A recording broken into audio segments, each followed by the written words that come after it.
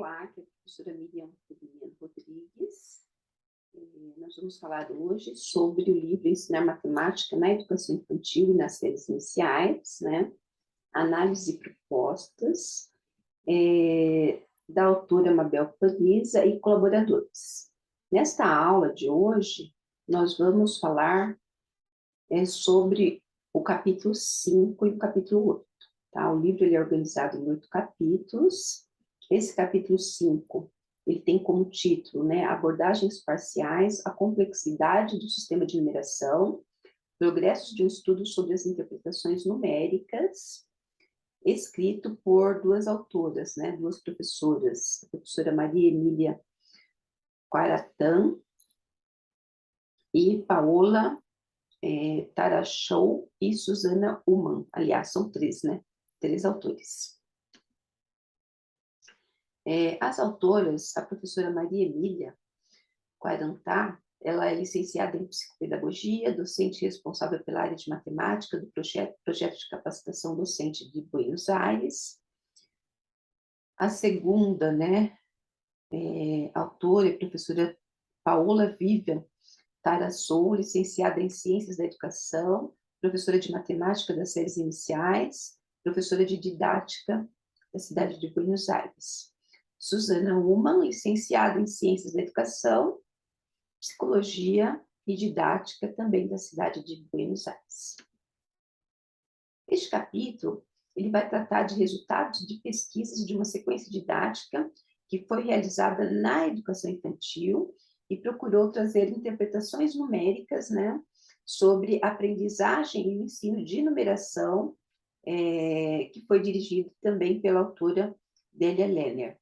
Então, essas autoras do livro, deste capítulo, né, elas trabalharam dentro de um projeto onde a professora Délia Lerner, ela coordenava.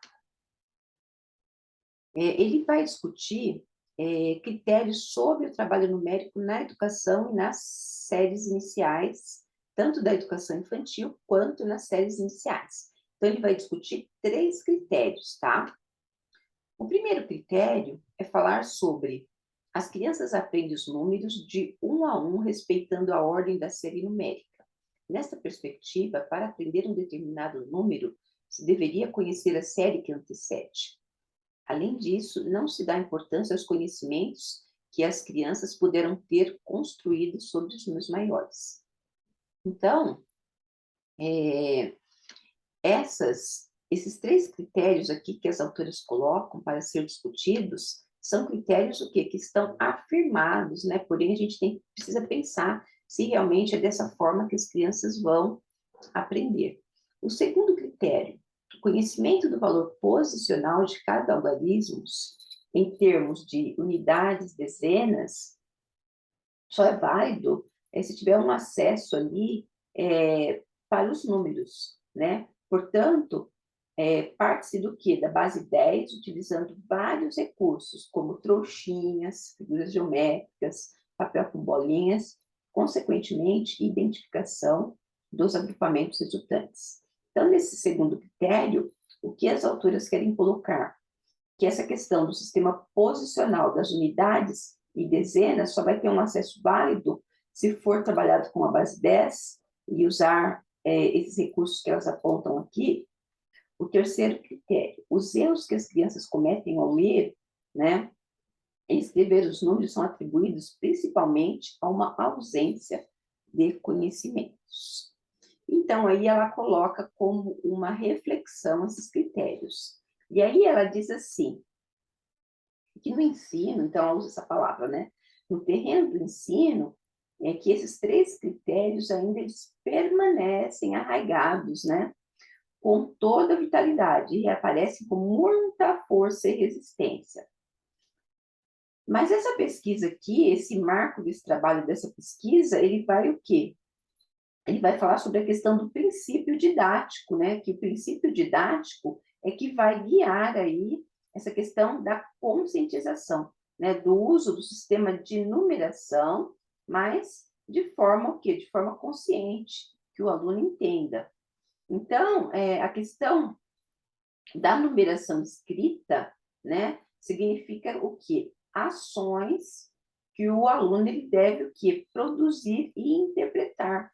Assim como depois ele vai comparar, né?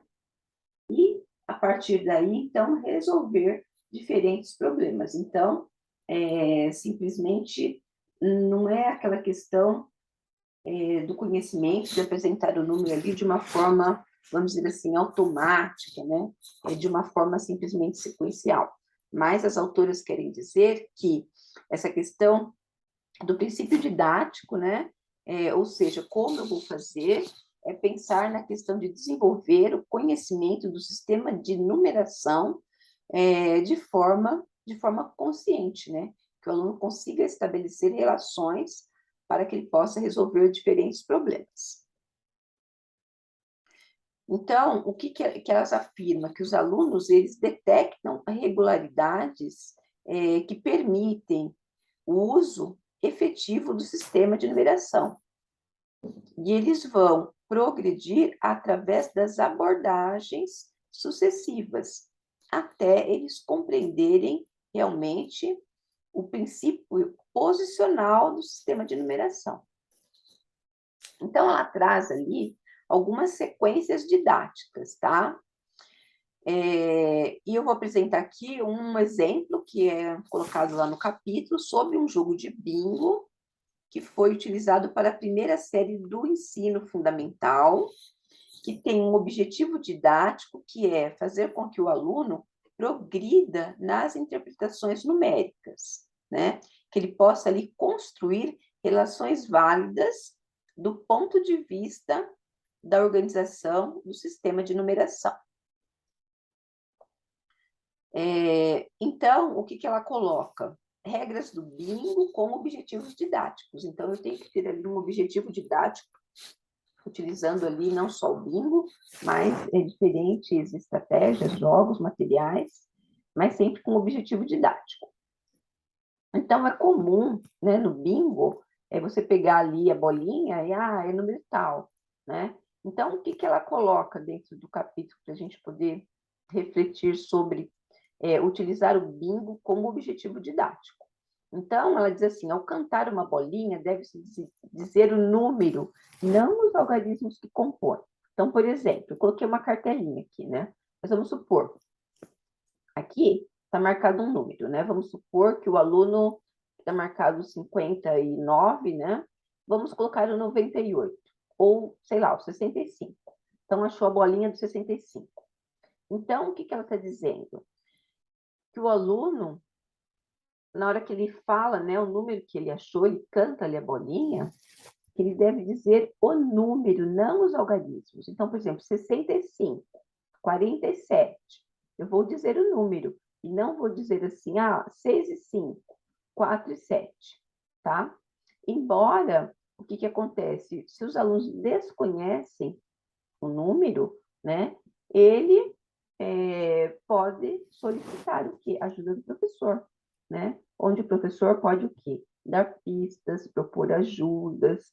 Então, o aluno ele vai começar a fazer a relação do número com, não com algarismos separados, mas a representação numérica correta dentro ali do valor posicional, né? Aqui ela vai colocar no capítulo, tá? Um item que vai falar discutindo os critérios do ensino usual. Então, o que significa isso? Ela diz que os números escritos não são aprendidos seguindo a ordem da série de 1 a 1, mas a partir do estabelecimento de relações entre eles. Então, ou seja, quando a criança chega na escola, geralmente a gente vai trabalhar o quê? Só ensina o 2 depois que aprendeu o 1. Só ensina o 4 depois que aprendeu o 3. E as crianças, elas já vêm com conhecimentos, né, próprio.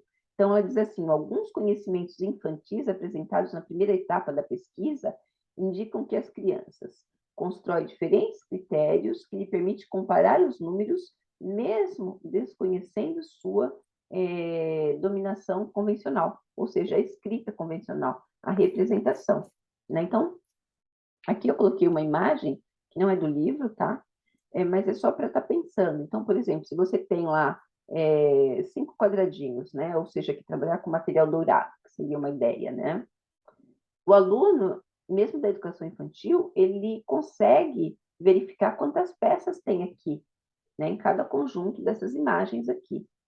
Mesmo ele não sabendo que escrever o número de forma convencional. E ele não está ali aprendendo ou reconhecendo simplesmente se você colocar aqui nessa sequência. Ele só não conhece dessa forma. Você pode colocar diferentes maneiras ali de conjunto de brinquedos, de 4, de 6, de 10, que ele vai conseguir ali identificar, tá? Mesmo desconhecendo sua escrita convencional. É isso que as autoras querem que nós, enquanto professores, realizamos ali uma reflexão, né? Para poder considerar o que o aluno ele já sabe, o que ele já traz. E aí vem a questão de estabelecer as relações com numeração falada para tentar escrever o número, né? Então, por exemplo, o que seria essa numeração falada? É quando a questão da numeração falada e a escrita convencional, né? Então, vai falar a respeito dos nós. Então, o que seria com essa numeração falada? Então, por exemplo, aqui eu trouxe, né, um exemplo, que é de um outro capítulo, que também nós já comentamos aqui, o número 725, um número alto. Então, quando você fala para a criança, né, escreva o 725. Então, quando a gente fala o 725, eu estou falando 725, né? E quando a criança vai trabalhar essa questão, né, da hipótese, da escrita, né, com a numeração falada, é como eu tenho aqui, ó, deixa eu fazer uma grifar aqui, ó. Então, ó, 725. Então, ela vai estar escrevendo do jeito que ela fala, separado, ó, o 700, o 20 e o 5. E aí, essa numeração falada, ela não é posicional. Ou seja, ele não está falando ali a ordem do 1, do 2, do 3, como, né, os números são organizados de forma posicional. Ele conhece os números de uma outra maneira. Saber o nome dos dígitos ajuda a ler um número de 2 algarismos. Então, por exemplo, na pesquisa, as autoras vão trazer alguns exemplos. Então, no caso, voltamos ali à questão do bingo. Então, por exemplo, a bolinha é do número 45. Então, o que a autora ela afirma? Que, no exemplo, né, de usar o bingo como uma estratégia didática, de forma didática, o aluno precisa o quê? Ler 45. E aí trouxe 2 exemplos de 2 alunos dentro da pesquisa. A Micaela, ela, ao apontarem lá a bolinha, ela colocou que era o 35. 35. E a Jimena questionou e disse assim, não pode ser 35, porque o 30, né, como 3, e este tem 4. Ele soou como 35, né? Ou seja, então, o que esse exemplo deixa claro? Que os alunos descobrem que os nomes da dezena e do algarismo têm algo a ver entre si ao conhecimento e ajuda a saber como começa o nome de um número, né? Então, por exemplo, que 45, então eu tenho o quê? Começo pelo 4, 40, né? E ali, no caso, a aluna colocou 35. Então, observem que, quando a gente trabalha estratégias diferentes, né? Um jogo, por exemplo, eu tenho que fazer o quê? Eu tenho que trabalhar ali com perguntas desafiadoras para que realmente esse aluno consiga entender. Então, esse questionamento, né? Que o aluno ele começa a saber o nome dos dígitos, né? Então, quando ele começa a pensar que dígito que eu vou apertar, né? Por exemplo, usando a calculadora, também tem umas outras estratégias, não desse livro, né? Mas que é recomendado trabalhar com a calculadora. Então, o aluno ele começa a apertar dígito ali, né? E começa a pensar como a leitura, né, desse número. Então, concluindo esse capítulo, o que as pesquisadoras colocam? Que quando o professor corrige diretamente um número de maneira convencional, né, sua intervenção vai servir para um número em particular. Então, por exemplo, se eu falar para ela, não é 35, é 45 e acabou. Então, vai servir para aquele número. Agora, a partir do momento que o professor explica, né, por que é 45, né, e aí não 35, a questão de que começa com 4, de que começa com 3, então aí eu vou estar ensinando também para os demais números de 2 algarismos que o aluno for trabalhar. Então, elas propõem o quê? Analisar o erro, mas discutir com as crianças. E colocam também, propõem que desde a primeira aula, né, trabalhar com todos os números que aparecem nos bingos convencionais. E às vezes a gente acaba o quê? Trabalhando, é primeiro ano, a educação infantil, então só vou trabalhar com esses números rasos, né? Bem pequenos, porque o aluno aqui ele ainda está no primeiro ano, no segundo ano, mas elas dizem o seguinte: avançar na interpretação de escritas numéricas, ok? Então seria isso. Um outro capítulo, né, que vai ser tratado nesse livro é o capítulo 8, que vai falar sobre a geometria nas séries iniciais do ensino fundamental, problemas de seu ensino, problemas para o seu ensino. Ou seja, problemas, a própria o título ali do capítulo, ele já traz ali uma reflexão, né? Que a geometria, ela é um problema de ensino, no ensino fundamental, e é um problema para ensinar, né? Então, quem que discute? São 2 autores, professora Cláudia Breutmann e Horácio Itzkovic. A professora Cláudia Breutmann, licenciada em Ciências da Educação, professora de ensino da matemática no nível inicial, professora adjunta da didática da matemática, né, na Universidade Nacional de La Plata. E o professor Horácio Itzkovic, professor de matemática, professor de ensino da matemática 2, escolar, normal, superior, da Secretaria Estadual da cidade de Buenos Aires. Esse capítulo, ele vai trazer uma reflexão sobre, ele vai falar primeiro a questão da ausência, né, de pesquisa sobre o ensino e a aprendizagem da geometria. Então, o que os autores colocam? Que nas propostas didáticas, a geometria ela está em toda parte, né? Isso dentro da proposta didática. Que a geometria está na realidade, que as crianças aprendem geometria sem prestar atenção em interação com o tempo real. Então, eles apontam que quando se pensa no ensino da geometria, é necessário fazer uma distinção. Muitos problemas geométricos se encontram em problemas espaciais ligados a medidas de espaços físicos.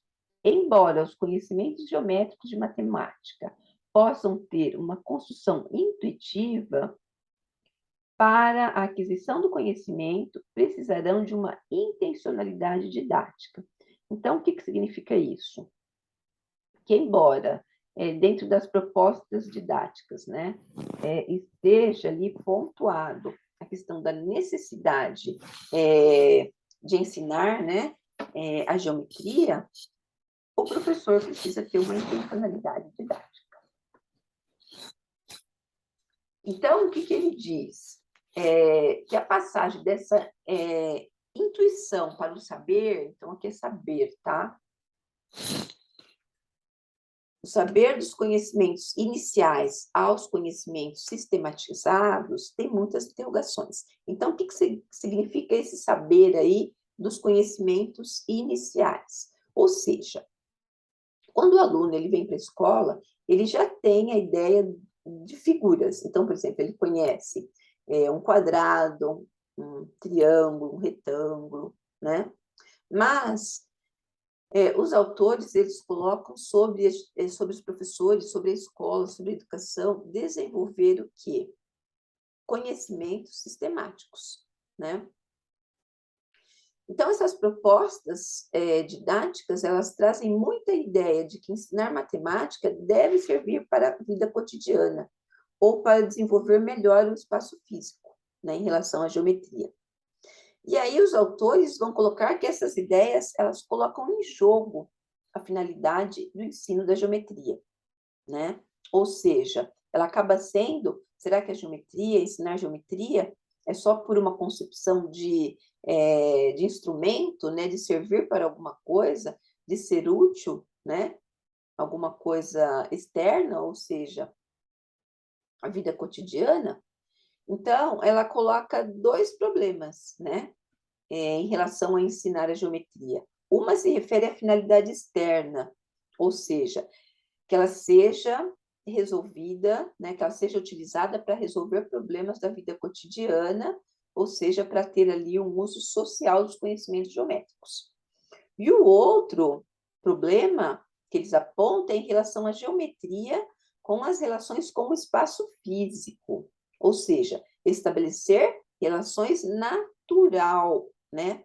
Relações naturais entre o sensível e o inteligível, entre o perceptivo e o teórico, ou seja, o que você percebe, né? E o que você pode ali analisar e refletir sobre o que você está percebendo. Então,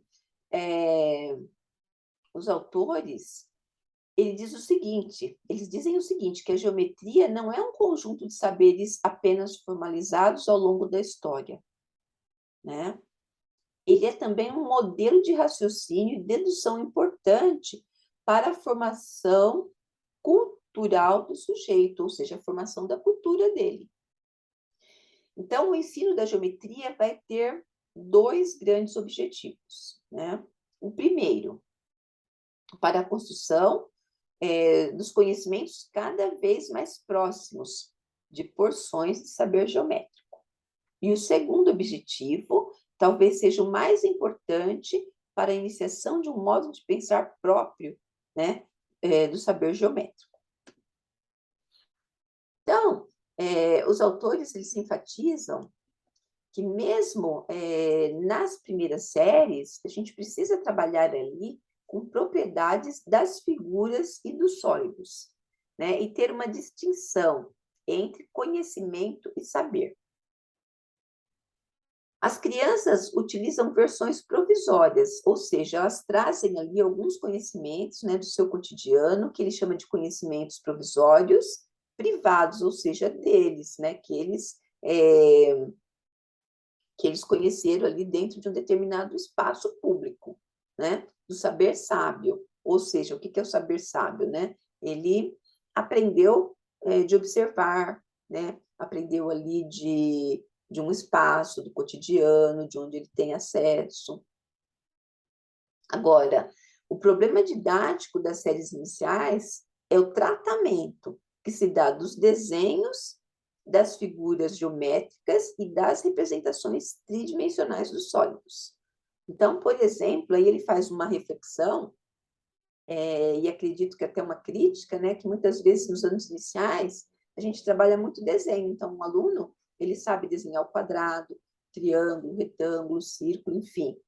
Mas e depois? Né? E esse aprofundamento, essas representações, essas propriedades, né? Elas não são o quê? Elas não são aprofundadas. Então, eles dizem que os desenhos são representações materiais dos objetos, mas eles não mostram as propriedades que definem a figura. Então, por exemplo, dentro de uma figura geométrica, eu posso ali trabalhar as propriedades dos lados, dos ângulos, dos vértices, enfim. Então, muitas propostas que tentam sanar essa relação, elas estão dirigidas para o terceiro, para o quarto, para o quinto ou sexta série, né? Então, acaba sendo um problema. A criança, ela iniciou lá já na educação infantil, né? Então, quer dizer que na primeira e na segunda série ela não tem nenhuma aproximação com esse conhecimento. Então, eles afirmam, não encontramos até agora, né, abordagem nas séries iniciais sobre o estudo das figuras geométricas, sem considerar ali o ponto de partida dos desenhos. Então, o que significa isso? Que quando a criança ela começa na escola, a questão fica só nos desenhos. E esses desenhos, eles não aprofundam ali nas representações geométricas, né? Tanto das figuras planas, quanto das figuras tridimensionais, que são os sólidos geométricos. Eu trouxe aqui duas figuras, né, que estão neste capítulo, no capítulo 8. Então, tem a figura 8.1 e a 8.2, né? As relações entre desenhos e figuras, conhecimentos e saberes. Então, iniciar o estudo das figuras e não exclusivamente dos desenhos. Então, o que os autores querem dizer aqui? Que quando o aluno faz um desenho, né? Esse desenho ele precisa ser aprofundado, ou seja, não é simplesmente um desenho. Eu posso estudar a figura. Então, eu tenho que desenvolver o quê? O modo de pensar nos alunos, né? Trabalhar com propriedades dos objetos geométricos. E aí, com a figura 8.1, que é a primeira figura, os autores eles vão trazer alguns exemplos, né, de atividades. Aí eu trouxe um. E aí, esse exemplo dessa atividade, ele é proposto para a primeira ou segunda série. Então, qual é o objetivo? Alunos devem identificar e explicitar as características de certas figuras. Então, aí nós temos certas figuras aqui, ó, nessa imagem. Então, a apresentação do problema aí é esse conjunto de figuras, e aí, dentro dessa atividade, nós vamos ter as variáveis didáticas, ou seja, o que eu quero desenvolver com essa atividade?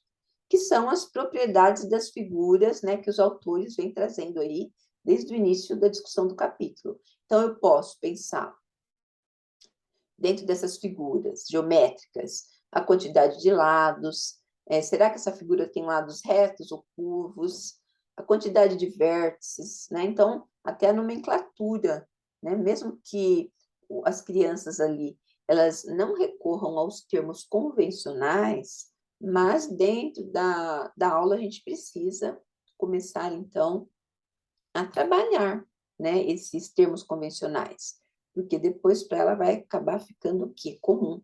O comprimento dos lados, enfim, quantas coisas a gente pode explorar aqui dentro desse desenho, que a princípio seria só um desenho, né? Mas quando eu começo a explorar ele dentro das propriedades geométricas, eu já tenho ali muita coisa para explorar, para ensinar. Bom, então, vai vir aí dentro dessa atividade uma primeira fase, que é perguntas e respostas, e depois aí o professor analisa, né, em relação às perguntas e às respostas que os alunos deram, para que possam o quê? Conseguir sair só da questão da figura e avançar aí para as características, né, e propriedades da geometria. E na outra figura, na figura 8.2, que já é uma atividade voltada para a terceira série, então o professor ele traz a cópia de uma figura, então aqui, né, tem uma cópia de uma figura feita dentro de uma folha quadriculada, que é um outro recurso que daria para trabalhar bastante a questão das propriedades geométricas e construção, né, mesmo dentro ali dos anos iniciais, né. A variável didática é apresentar a figura 8.2, e aí, a partir daí, trabalhar características, né? Do quadrado, do retângulo. Então, aqui eu tenho quadrado, retângulo. Trabalhar a questão da diagonal, aqui eu tenho uma diagonal, né? As relações entre os comprimentos, né? E dos lados de ambas as figuras. Então, eu tenho aqui um quadrado e tenho um retângulo. A partir daí, mesmo que as crianças, né, não tenham ainda as notações convencionais, eu posso trabalhar com a unidade aí do quadradinho, né? E isso daqui eu estou abordando, eu estou complementando alguma ideia que o livro está trazendo, porque dentro dessa imagem daria ali para produzir muitas e aprofundar muito a atividade com o quadrado e o retângulo. E, na verdade, acaba ficando o quê? Somente o aluno constrói, né? O que é um quadrado, o que é um retângulo, né? Então, esse seria o questionamento, né? Que esse capítulo quer trazer aí para o professor. E aí, concluindo, o que ele vai nos dizer? Que esses conhecimentos que as crianças trazem em relação à geometria, eles são de caráter provisório. Então, quando a criança ele entra na escola, ele já tem um conhecimento, né, provisório. Então, eu coloquei assim como essa figura 1 aqui. Essas figuras que eu coloquei aqui embaixo não são não são do livro. Foi só para poder exemplificar a conclusão que os autores querem chegar em relação a esse capítulo, né? Então, por exemplo, a criança, ela traz o quê? Ela traz ali a figura, ela desenha da forma que ela entender, né? Mas o que vai acontecer? Aos poucos, a criança ela vai se aprofundando, né? A respeito das propriedades. Então, conhecer um triângulo, né? Um pentágono, quais são os lados, quais são os vértices. E depois é aprofundando aí para a questão ali das figuras geométricas tridimensionais, né? O cubo, paralelepípedo, cilindro, esfera, né? O cone. Em que situações que, de repente, que essa criança ela tem acesso, né? Ela tem o acesso com com essas figuras geométricas ali, tridimensionais. E aí, o autor ele fecha também dizendo o quê? Que os nossos conhecimentos, ou seja, os nossos conhecimentos enquanto professor, eles também são provisórios, ou seja, o que significa isso? Que o professor, às vezes, ele chega, né, para ensinar ali a geometria, ele também vai ter um conhecimento provisório, mas a partir do momento que ele vai preparando, trazendo ali as atividades, ele também vai o quê? Ele também vai se aprofundando. Então, o conhecimento, ele não é estático, ele está sempre em movimento, ok? Então, isso seria para finalizar a nossa aula e eu desejo a vocês aí um bom estudo, tá? Obrigada e até a próxima aula.